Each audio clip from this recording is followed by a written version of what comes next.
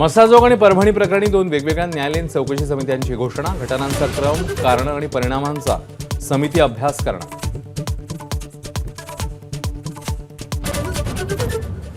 वाल्मिक कराडला 22 तारखेपर्यंत पोलीस कोठडी. बीड कोर्टाबाहेर कराड समर्थक आणि विरोधकांमध्ये मोठा राडा.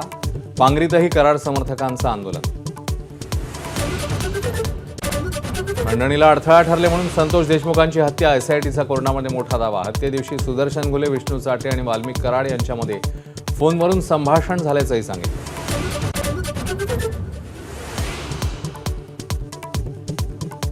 आता मॅटर नाही करत, माझ्यासाठी मॅटर करतं रोजचं काम.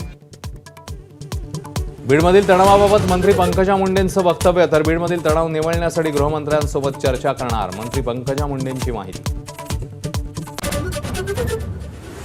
पंतप्रधान नरेंद्र मोदींची माहितीच्या आमदारांना शिकवणी. लोकहिताची कामं कशी करावीत याचं केलं मार्गदर्शन. तर राज ठाकरेंच्या गुजरात दौऱ्याचं उदाहरण देत अभ्यास दौरे करण्याचा सल्ला. लाडकी बहीण योजनेमुळे राज्य शासनावर कोणताही आर्थिक भार पडणार नाही. मुंबई उच्च न्यायालयाच्या नागपूर खंडपीठात सरकारने मांडली बाजू. अर्थसंकल्पीय निधीची तरतूद करण्यात आल्याचीही दिली माहिती. नांदेडमध्ये नीटची तयारी करणाऱ्या 18 वर्षांच्या विद्यार्थ्याला पोलीस कर्मचाऱ्याची बेदम मारहाण. एबीपी माझाच्या बातमीनंतर पोलीस निलंबित.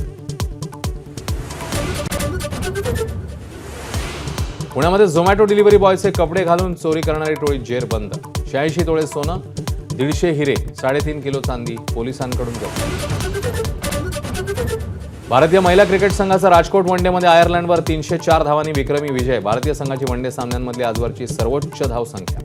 स्मृती मानधना आणि प्रतिका रावलची 233 धावांची सलामी.